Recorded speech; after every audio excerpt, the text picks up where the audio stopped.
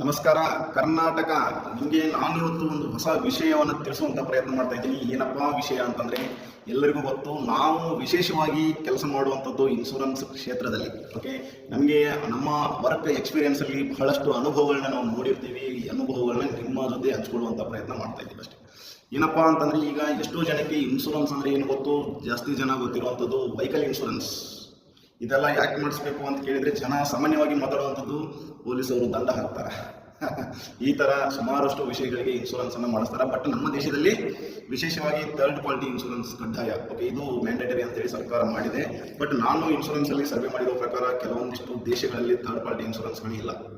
ಅಂದರೆ ಅವರೆಲ್ಲ ಚೆನ್ನಾಗಿರೋ ಪಾಲಿಸಿಯನ್ನು ತಗೋಬೇಕು, ನಾಳೆ ಕಷ್ಟ ಅಂತ ಬಂದಾಗ ಇನ್ಶೂರೆನ್ಸೇ ಅವ್ರ ಕೈಯನ್ನು ಹಿಡಬೇಕು, ಆ ಸರ್ಕಾರನೂ ಸಹ ಅವ್ರಿಗೆ ಸಹಾಯ ಮಾಡಲ್ಲ. ಇದು ಬೇರೆ ಬೇರೆ ದೇಶದಲ್ಲಿರುವಂತಹ ಒಂದು ಈ ಇನ್ಶೂರೆನ್ಸ್ ಸಿಸ್ಟಮ್.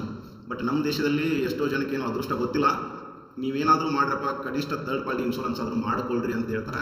ಬಟ್ ನಾನೀಗ ಹೇಳ್ತಾ ಇರೋದು ಏನಪ್ಪ ಅಂತಂದರೆ, ಜನಕ್ಕೆ ಥರ್ಡ್ ಪಾರ್ಟಿ ಇನ್ಶೂರೆನ್ಸ್ ಅಂದರೆ ಗೊತ್ತಿಲ್ಲ, ಭಾಳಷ್ಟು ಜನ ಗೊತ್ತಿಲ್ಲ. ಥರ್ಡ್ ಪಾರ್ಟಿ ಇನ್ಶೂರೆನ್ಸಲ್ಲಿ ಏನೆಲ್ಲ ಕವರೇಜ್ ಆಗ್ತದ, ಏನೆಲ್ಲ ಸಿಗ್ತದ.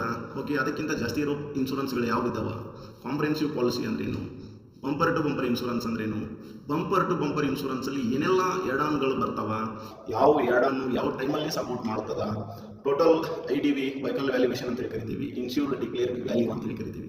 ಅದು ನಮ್ಮ ವಾಹನಕ್ಕೆ ಎಷ್ಟು ಇರಬೇಕು, ಎಷ್ಟು ಇದ್ದರೆ ನಾವು ಬೆನಿಫಿಟ್ಟು, ಹೀಗೆ ಸುಮಾರಷ್ಟು ವಿಷಯಗಳನ್ನ ನಾವು ಈಗ ನಿಮ್ಮ ಹತ್ರ ತಿಳಿಸುವಂತಹ ಪ್ರಯತ್ನ ಮಾಡ್ತಾ ಇದ್ದೀವಿ. ನಾವು ಪ್ರತಿ ವಾರಕ್ಕೆ ಒಂದು 2 ರಿಂದ 3 ನಿಮಗೆ ಕಂಟೆಂಟ್ಗಳನ್ನು ಕೊಡುವಂತಹ ಪ್ರಯತ್ನ ಮಾಡ್ತೀವಿ.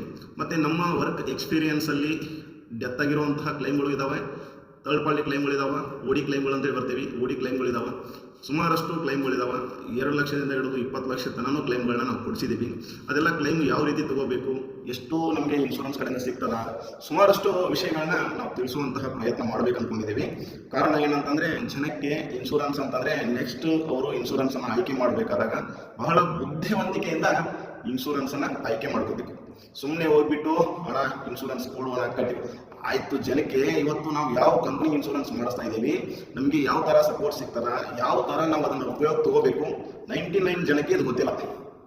ಅವರಿಗೇನು ಹೇಳಿದ್ನಲ್ಲ ಮೊದಲೇ, ಪೊಲೀಸರು ಹಿಡಿಯೋದ್ರ ತೋರಿಸ್ಬೇಕು, ಇದಾದರೆ ಮುಗಿದೋಯ್ತು.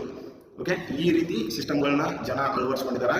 ನಾವು ನೆಕ್ಸ್ಟ್ ವಿಡಿಯೋದಲ್ಲಿ ನಿಮಗೆ ಇನ್ನೂ ಸಂಪೂರ್ಣವಾದಂತಹ ಮಾಹಿತಿಗಳನ್ನ ಕೊಡುವಂತಹ ಪ್ರಯತ್ನ ಮಾಡ್ತೀವಿ.